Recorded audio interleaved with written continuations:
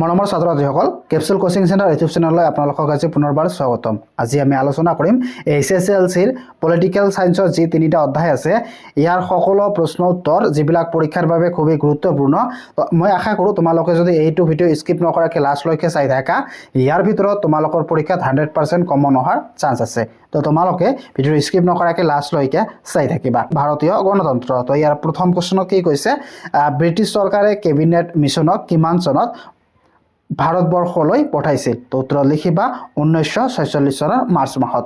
তাৰপিছত দ্বিতীয় প্ৰশ্নত কি কৈছে, কিমান চনত চাকাৰিয়া আয়োগ গঠন কৰা হৈছিল? তো ইয়াৰ উত্তৰ লিখিবা 1983 চনত। তাৰপিছত 3 নম্বৰ প্ৰশ্নত কি কৈছে, সংবিধান সভাৰ খচৰা কমিটি কেতিয়া গঠন কৰা হৈছিল? তো উত্তৰ লিখিবা 1947 চনৰ 29 আগষ্টত।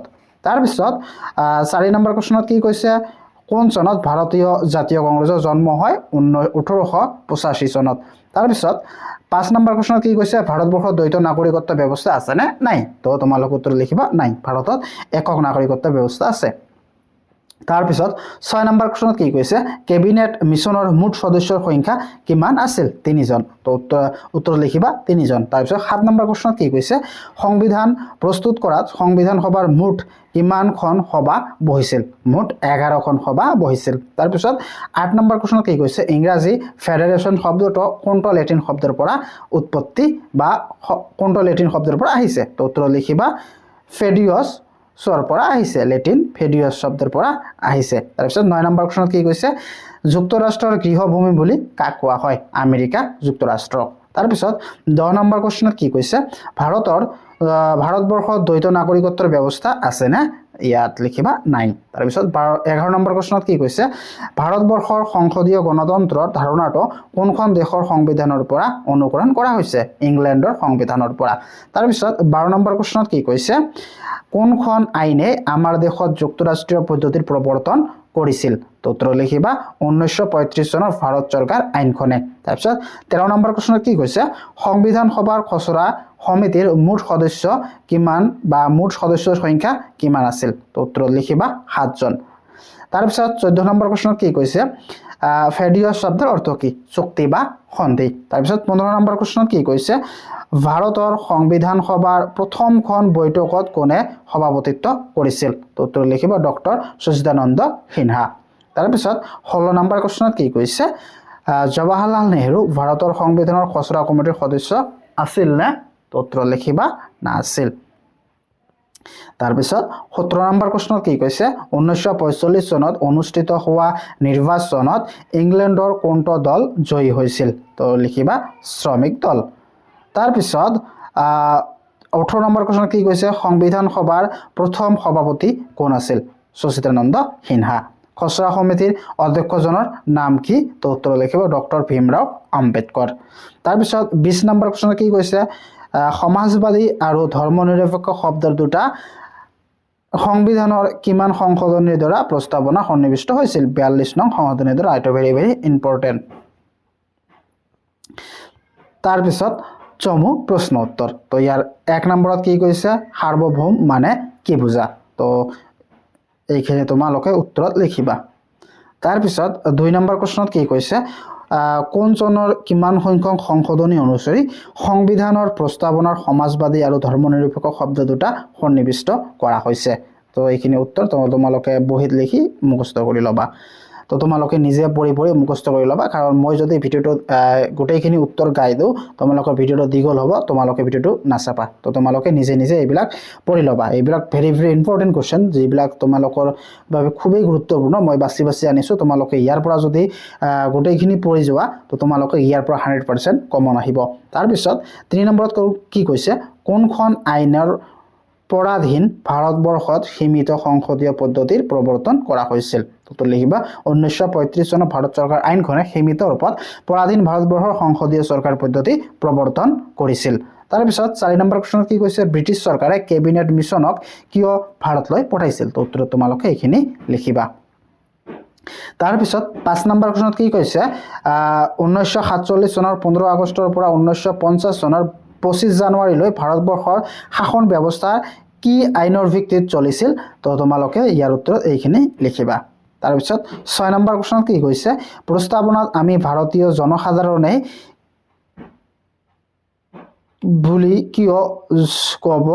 কিয় উল্লেখ কৰা হৈছে তো উত্তৰ তোমালোকে এইখিনি লিখিবা একেবাৰে ছুটি উত্তৰবিলাক আনিছো যাতে তোমালোকৰ সুবিধা হয় অৰ্ধ যুক্তৰাষ্ট্ৰ কাক বলে তো তোমালোকে উত্তৰত এইখিনি লিখিবা কাৰণ মই গাই দিলে ভিডিওটো বহুত দীঘল হৈ যাব তাৰ পিছত ৰচনাধৰ্মী প্ৰশ্ন উত্তৰ তো তোমালোকে ইয়াৰ পৰা এটা হলো আহিব তো তোমালোকে ইয়াৰ প্ৰথম প্ৰশ্নটো কি সাৰ্বভৌম সমাজবাদী ধৰ্মনিৰপেক্ষ গণতান্ত্ৰিক আৰু গণৰাজ্য বুলিলে কি বুজাই লিখা নাইবা এনেকা সুধিব পাৰে ভাৰতবৰ্ষ কিয় সাৰ্বভৌম সমাজবাদী ধৰ্মনিৰপেক্ষ গণতান্ত্ৰিক গণৰাজ্য বুলি কোৱা হয় নাইবা এনেকাও সুধিব পাৰে ভাৰতবৰ্ষৰ সংবিধানৰ প্ৰস্তাৱনাত সংবিধানৰ আদৰ্শ কেনেদৰে প্ৰকাশ পাইছে চমুকৈ লিখা তো উত্তৰ তোমালোকে এইখিনি লিখিবা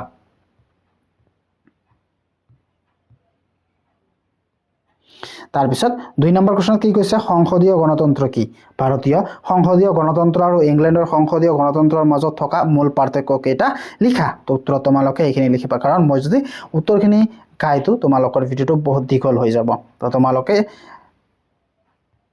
পুছ কৰি তোমালোকে উত্তৰখিনি পঢ়ি লবা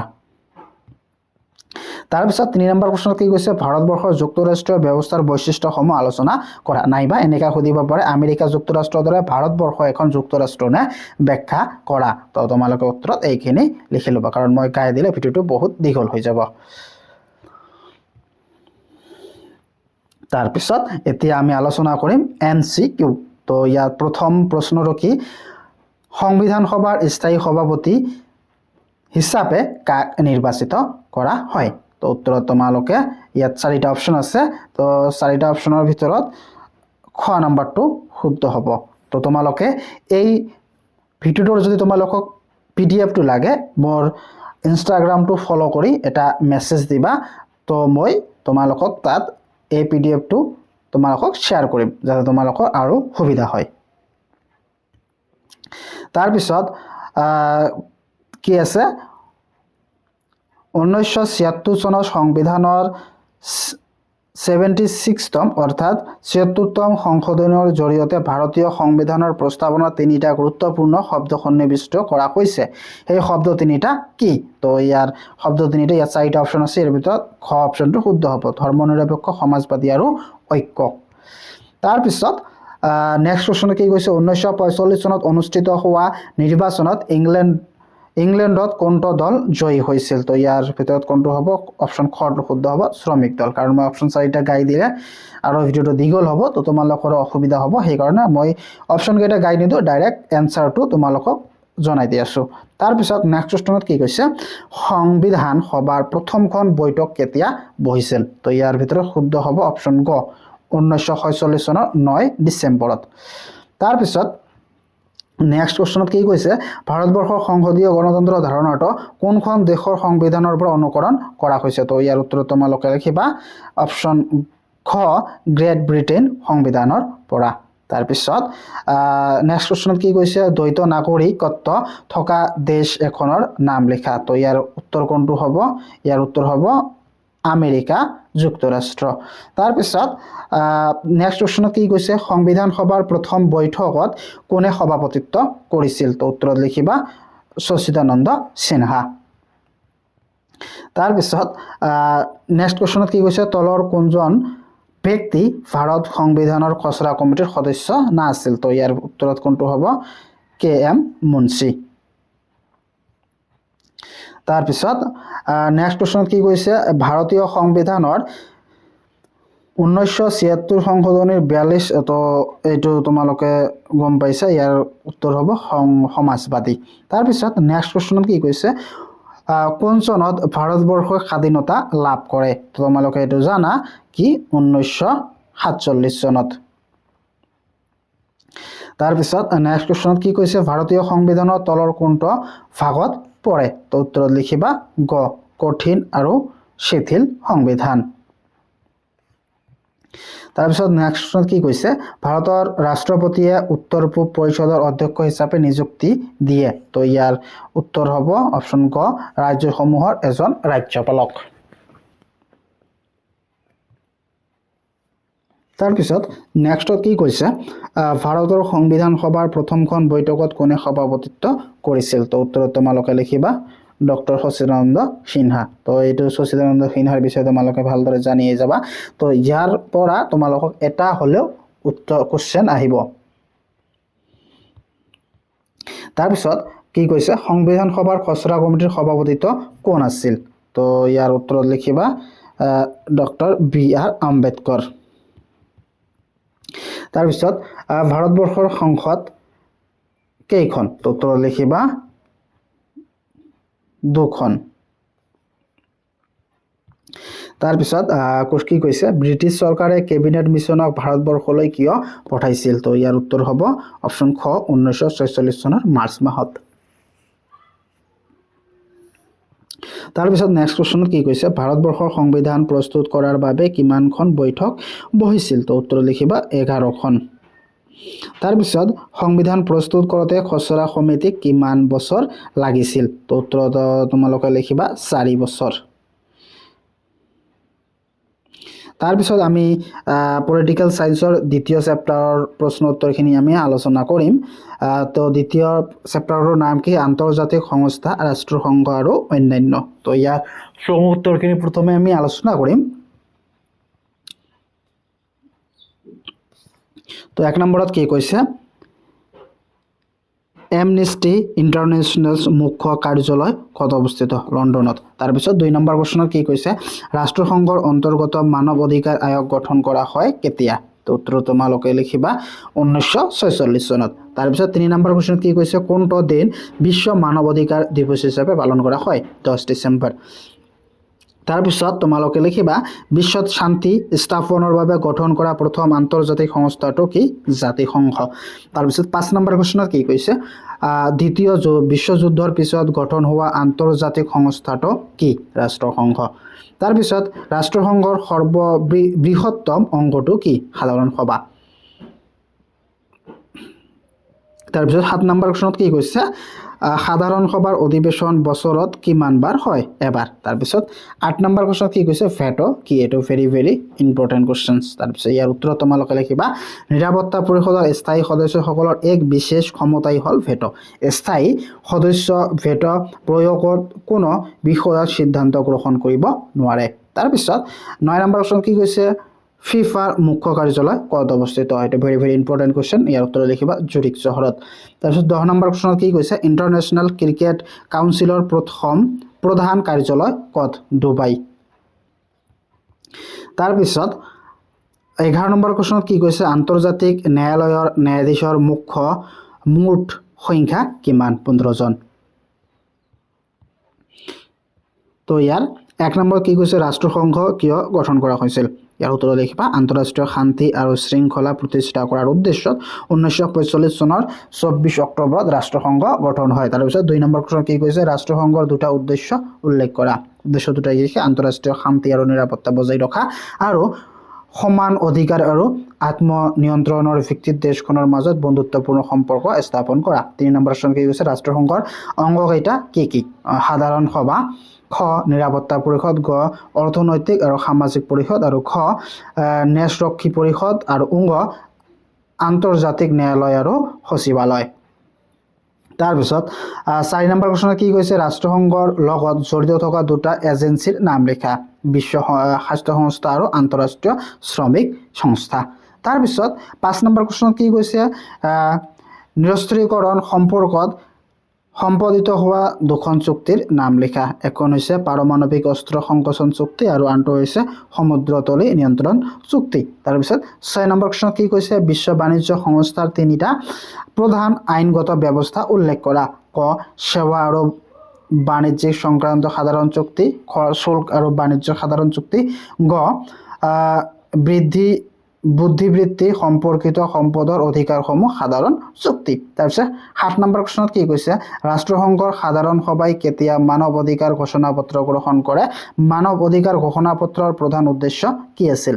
উত্তৰত লিখিবা ৰাষ্ট্ৰসংঘৰ সাধাৰণ সভাই 1948 চনৰ 10 ডিচেম্বৰত 48খন সদস্য ৰাষ্ট্ৰ সমৰ্থন মানৱ অধিকাৰ ঘোষণাপত্ৰ গ্ৰহণ কৰে। মানৱ অধিকাৰ ঘোষণাপত্ৰৰ প্ৰধান উদ্দেশ্য আছিল প্ৰত্যেকজন ব্যক্তিয়ে মৰ্যাদাপূৰ্ণ জীৱন যাপনৰ বাবে প্ৰয়োজনীয় হোৱা কিছুমান অধিকাৰ সুৰক্ষা দিয়া। তাৰপিছত 8 নম্বৰ প্ৰশ্নত কি কৈছে, তলত উল্লেখ কৰা আন্তৰ্জাতিক অনুষ্ঠান কেইটাৰ মুখ্য কাৰ্যালয় ক'ত অৱস্থিত? দক্ষিণ এছিয়া আঞ্চলিক সহযোগিতা সংস্থা এইটো কাঠমাণ্ডু আৰু আন্তঃৰাষ্ট্ৰীয় ক্ৰিকেট পৰিষদ এইটো ডুবাইত। তাৰপিছত 9 নম্বৰ প্ৰশ্ন কি কৈছে ৰাষ্ট্ৰসংঘৰ সচিব প্ৰধানক কিদৰে নিয়োগ কৰা হয়? ৰাষ্ট্ৰসংঘৰ প্ৰধান সচিব প্ৰথমজন কোন আছিল? তো তোমালোকে ইয়াৰ উত্তৰ এইখিনি তোমালোকে লিখি ল'বা। তাৰপিছত 7 নম্বৰ প্ৰশ্নত কি কৈছে তলত দিয়া বিকল্পসমূহৰ শুদ্ধ উত্তৰটো বাছি উলিওৱা। ভাৰতৰ সংবিধানৰ 1976 চনত হোৱা সংশোধনী আইনৰ জৰিয়তে কোনটো শব্দ প্ৰস্তাৱনাত সংযোজিত কৰা হৈছিল? সমাজবাদী। তাৰপিছত ৰচনাধৰ্মী প্ৰশ্ন উত্তৰ। ইয়াৰ 1 নম্বৰ প্ৰশ্নত কি কৈছে ৰাষ্ট্ৰসংঘ গঠনৰ উদ্দেশ্য আৰু ইয়াৰ নীতি কেইটা আলোচনা কৰা। তো ইয়াৰ উত্তৰ তোমালোকে এইখিনি লিখিবা। একেবাৰে চুটিকে আনিছোঁ, তো তোমালোকে উত্তৰখিনি ভালদৰে মুখস্থ কৰি ল'বা। এইবিলাক তোমালোকৰ পৰীক্ষাৰ বাবে খুবেই গুৰুত্বপূৰ্ণ। যদি মই উত্তৰবিলাক গাই দিওঁ ভিডিঅ'টো বহুত দীঘল হ'ব, তো তোমালোকৰ বাবে প্ৰব্লেম হ'ব। তো তোমালোকে উত্তৰখিনি নিজে পঢ়ি ল'বা।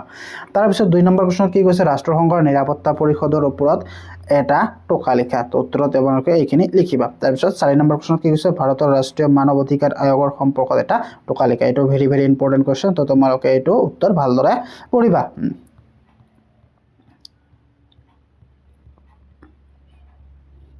তাৰপিছত 5 নম্বৰ প্ৰশ্ন কি কৈছে ৰাষ্ট্ৰসংঘৰ সাধাৰণ পৰিষদৰ ক্ষমতা আৰু কাৰ্য আলোচনা কৰা। তো এইটো ভেৰি ইম্পৰ্টেণ্ট কুৱেশ্যন। তো এইটো তোমালোকে ভালদৰে পঢ়ি ল'বা। তাৰপিছত এতিয়া আমি আলোচনা কৰিম MCQ।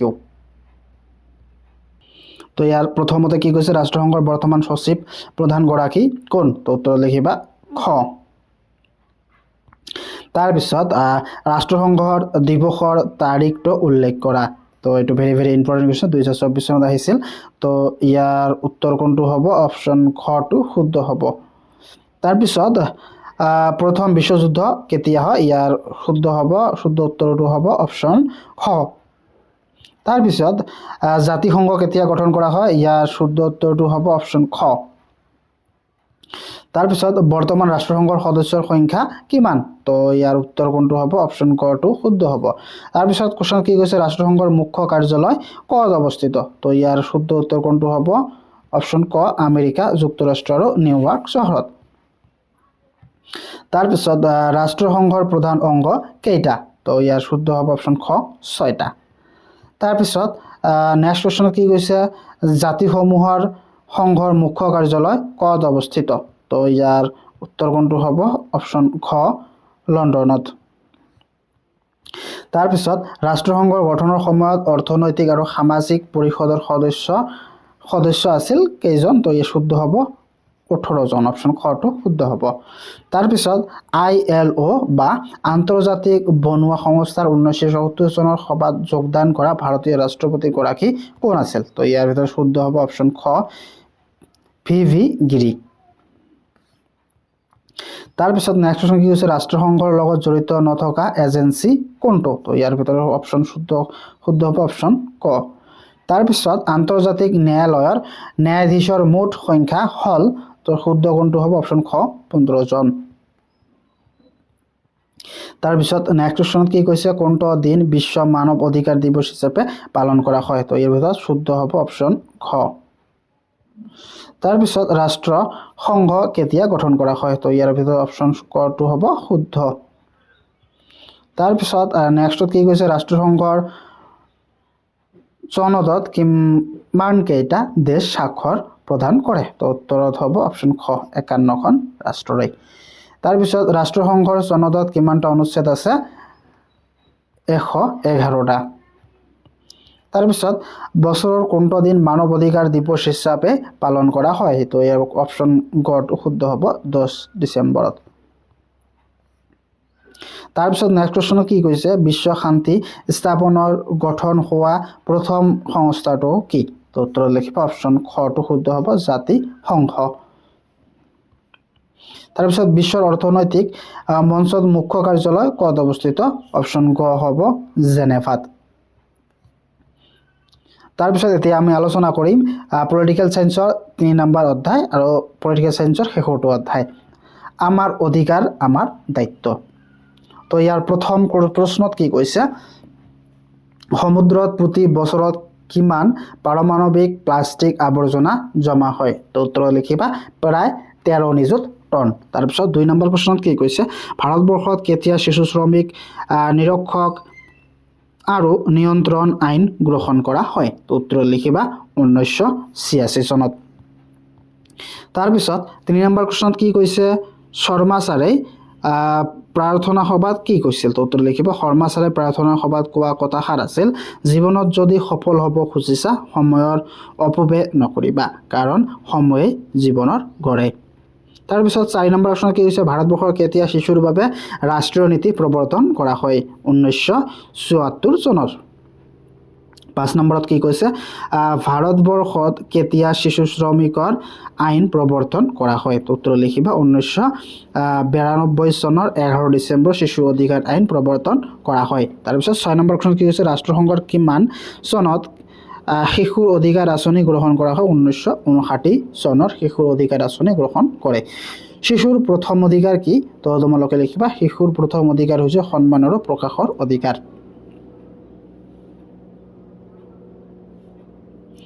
তাৰপিছত 8 নম্বৰ প্ৰশ্নত কি কৈছে ভাৰতীয় সংবিধানখন কেতিয়াৰ পৰা বলবৎ কৰা হয় তো উত্তৰ লিখিবা 1950 চনৰ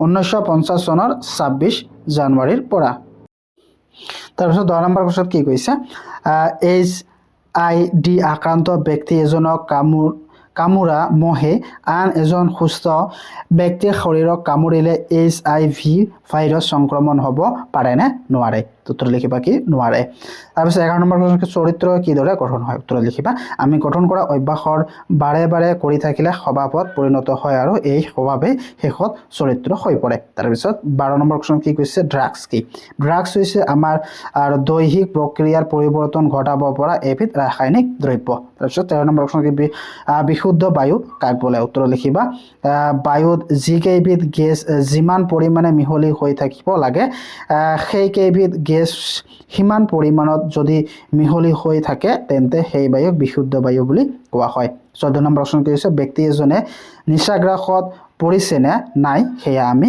কিদৰে জানিব পাৰোঁ তো লিখিবা যদি কোনো এবিধ দ্ৰব্য সেৱন নকৰিলে মানুহ এজনে অস্বস্তি অনুভৱ কৰে অস্বস্তিৰ হৈ পৰে তেন্তে আমি বুজিব লাগিব যে মানুহজনে নিচাৰ আক্ৰাসত পৰিছে তাৰপিছত 15ত কি কৈছে ধপাত সেৱনৰ ফলত ভাৰতবৰ্ষত বছৰি কিমান মানুহৰ মৃত্যু হয় উত্তৰত লিখিবা 8 পৰা 9 লাখ মানুহৰ মৃত্যু হয় তাৰপিছত 12 নম্বৰ কি কৈছে সিগাৰেট বা বিড়িৰ পৰা নিৰ্গত হোৱা বায়ুত কি পদাৰ্থ থাকে উত্তৰ লিখিবা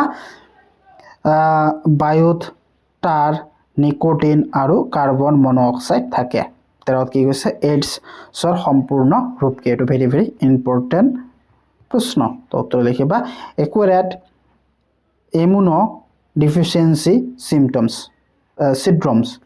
তাৰপিছত লিখিবা কি নেক্সট কি আলোচনা কৰিম চমু প্ৰশ্ন উত্তৰ তো ইয়াৰ 1 নম্বৰত কি কৈছে ছাত্ৰ ছাত্ৰীসকলে বিদ্যালয়ত কি বৌদ্ধিক প্ৰমূল্য আহৰণ কৰিব লাগে তো উত্তৰ তোমালোকে এইখিনি লিখিবা তাৰপিছত এইডছ কি তো উত্তৰ লিখিবা উত্তৰ তোমালোকে এইখিনি লিখিবা তো উত্তৰবিলাক গাই দিলে ভিডিঅ দীঘল হ'ব সেইকাৰণে উত্তৰবিলাক মই গাই নিদিওঁ ধপাতে আমাৰ শৰীৰত কিদৰে ক্ৰিয়া কৰে তো উত্তৰ তোমালোকে এইখিনি লিখিবা তাৰপিছত 4 নম্বৰত কি কৈছে সাইবাৰ অপৰাধ বুলিলে কি বুজা তো উত্তৰ তোমালোকে এইখিনি লিখিবা তাৰপিছত ৰচনাধৰ্মী প্ৰশ্ন উত্তৰ আমি আলোচনা কৰিম তো ইয়াৰ 1 নম্বৰ প্ৰশ্নটো হৈছে শিশুৰ অধিকাৰসমূহ কি আলোচনা কৰা তো উত্তৰ তোমালোকে এইখিনি লিখিবা তাৰপিছত 2 নম্বৰত কি কৈছে ভাৰতীয় সংবিধানৰ নিৰ্দেশক নীতি অধ্যয়নত নাগৰিকৰ কৰ্তব্য সম্পৰ্কীয় কি কথা সন্নিৱিষ্ট কৰা হৈছে তো তোমালোকে উত্তৰত এইখিনি লিখিবা তাৰপিছত 3 নম্বৰ প্ৰশ্ন কি কৈছে এজন মানুহৰ দেহৰ পৰা আন এজন মানুহৰ দেহলৈ কিদৰে HIV ভাইৰাছ বিয়পাব পাৰে তো উত্তৰ তোমালোকে এইখিনি লিখিবা তাৰপিছত 4 নম্বৰ কি আছে পথ সুৰক্ষা নীতি নিয়মবোৰ কি তো উত্তৰ তোমালোকে এইবিলাক লিখিবা গাড়ী চলাওতে সিট বেল্ট বান্ধি ল'ব লাগে ট্ৰাফিক সিগনেলসমূহ মানি চলিব লাগে জেব্ৰা ক্ৰসিঙত ৰাস্তা পাৰ হ'ব লাগে তাৰপিছত ৰাস্তাৰ কাষে কাষে বাওঁফালে খোজ কাঢ়ি লাগে তাৰপিছত দুচকীয়া বাহন চলালে হেলমেট পৰিধান কৰিব লাগে 5 নম্বৰ কি আছে ড্ৰাগছৰ অপকাৰসমূহ কি কি তো উত্তৰ তোমালোকে এইবিলাক লিখিবা তাৰপিছত এতিয়া আমি আলোচনা কৰিম MCQ তো ইয়াৰ প্ৰথমত কি কৈছে প্ৰশ্ন সমুদ্ৰত প্ৰতি বছৰ কিমান পৰিমাণ প্লাষ্টিক আৱৰ্জনা জমা হয় তো উত্তৰত কি লিখিবা 13 নিযুত টন তাৰপিছত ভাৰতবৰ্ষৰ কেতিয়া শিশু শ্ৰমিক নিৰোধক আৰু নিয়ন্ত্ৰণ আইন গ্ৰহণ কৰা হয় ইয়াৰ ভিতৰত খটো শুদ্ধ হ'ব যত শৰ্মা ছাৰে প্ৰাৰ্থনা সভা কি কৈছিল তো ইয়াৰ ভিতৰত কোনটো শুদ্ধ হ'ব অপচন খ তাৰপিছত ভাৰতবৰ্ষৰ কেতিয়া শিশুৰ ৰাষ্ট্ৰীয় নীতি প্ৰৱৰ্তন কৰা হয় ইয়াৰ শুদ্ধ কোনটো হ'ব অপচন খটো শুদ্ধ হ'ব তাৰপিছত কি কৈছে ৰাষ্ট্ৰসংঘই কিমান চনত শিশুৰ অধিকাৰ আইন আঁচনি গ্ৰহণ কৰে তো ইয়াৰ ভিতৰত কটো শুদ্ধ হ'ব তাৰপিছত কি কৈছে শিশুৰ প্ৰথম অধিকাৰ কি তো ইয়াৰ শুদ্ধ কোনটো হ'ব অপচন ক সন্মান আৰু প্ৰকাশৰ অধিকাৰ তাৰপিছত কি কৈছে ভাৰতীয় সংবিধানখন কেতিয়াৰ পৰা বলবৎ কৰা হয় তো ইয়াৰ ভিতৰত কোনটো শুদ্ধ হ'ব অপচন গটো শুদ্ধ হ'ব তাৰপিছত HIV আক্ৰান্ত ব্যক্তিৰ কামোৰাত HIV ভাইৰাছ সংক্ৰমণ হয় না তো ইয়াৰ অপচন খটো শুদ্ধ হয় নহয় তাৰপিছত চৰিত্ৰ কিদৰে গঠন হয় তো উত্তৰ কটো শুদ্ধ হ'ব অপচন কটো শুদ্ধ হ'ব তাৰপিছত ধপাত সেৱনৰ ফলত ভাৰতবৰ্ষত বছৰি কিমান লোকৰ মৃত্যু হয় তো অপচন গটো শুদ্ধ হ'ব 8 পৰা 9 লাখ তাৰপিছত কি কৈছে ধপাত কি ৰূপত খোৱা বা সেৱন কৰা হয় তো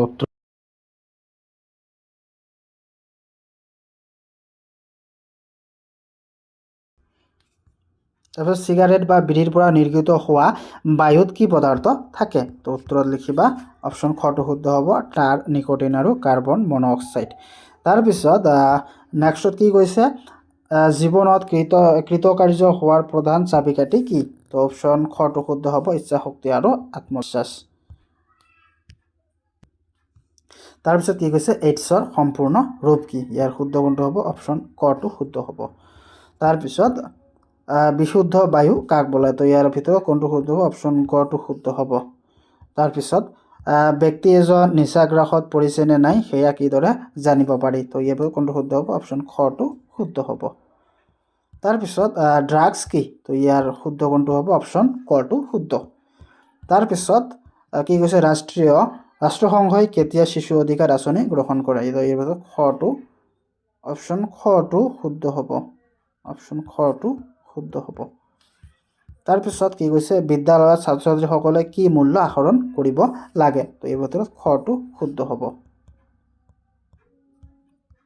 শিশু সন্মান আৰু প্ৰকাশৰ অধিকাৰ কি কোৱা হয় তো উত্তৰত তোমালোকে কি লিখিবা অপচন কটো শুদ্ধ হ'ব মৌলিক অধিকাৰ তাৰপিছত প্ৰতি বছৰ কোনটো দিনটোত গণৰাজ্য দিৱস পালন কৰা হয় তো তোমালোকে জানিলা 26 জানুৱাৰী